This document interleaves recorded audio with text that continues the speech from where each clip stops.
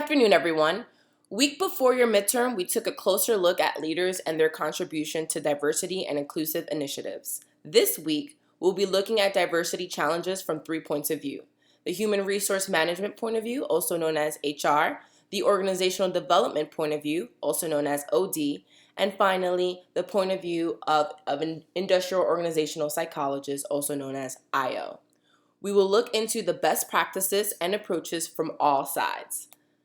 The reading for this week is the Fernman text, and that would be 4 chapters, chapters 8, 9, 11, and 21. So there's a lot of reading for this week. I'm hoping that you all have been getting started this weekend. You'll also have chapter 5 for our book club. So let's look at assignment 6A. This week's assignment will help you decide what approach your team should take for their final analysis, right? Are you going to look at it from an HR point of view? Are you going to look at it from an OD point of view or an IO point of view, right? I would definitely keep that in mind in your responses this week because, again, you don't have to recreate the wheel. You can use these responses to fuel your final analysis with your group. Okay, so as 6A is addressing these different approaches, ensure that you are responding to a colleague, especially an approach that you're not necessarily focusing on, right? And really respond to what they have to say, okay? I see that many of you are actually being very thorough in your discussions with everyone and in your own analysis. So just keep that up, okay? Assignment 6B really looks at the OD approach in more detail by exploring the steps involved in change process. All right, so this is just kind of practice makes perfect, and I'm pretty sure you all have dealt with change management or will be dealing with change management in the future, so take advantage of this discussion post. All right, and finally, we'll have our book club, right? This is actually my favorite chapter because I'm sure you have all experienced unwritten rules in your own jobs, right? How would you rate your own organizational awareness? How in tune are you with the informal rules and how things get done informally at your job? Right? Does it have anything to do with diversity inclusion? That's a good question because sometimes it doesn't.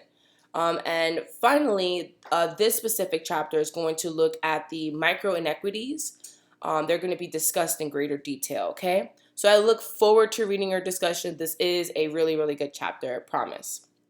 Lastly, I want to highlight some general feedback, specifically the importance of using the Fernman text in your group projects, right? It's not a matter of just citing the text, but really weaving it through and weaving it in within your analysis, right?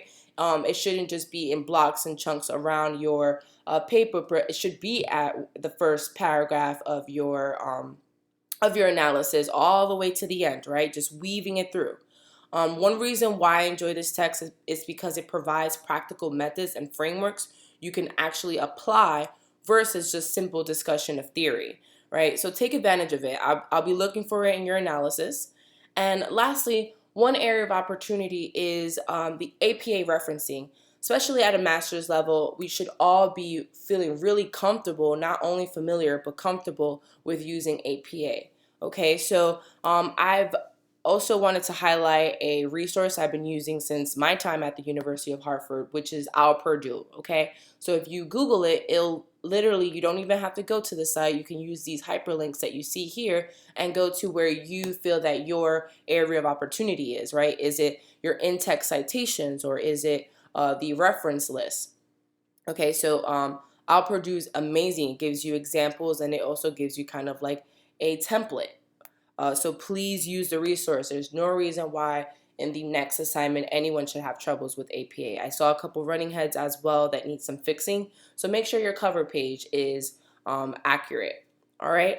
Other than that, though, I don't want, don't take the feedback as is this all that Professor T has to say? Because you guys have been doing a great job. I'm seeing the discussions that are happening, and you guys are really thinking about these materials. And I can see that, okay?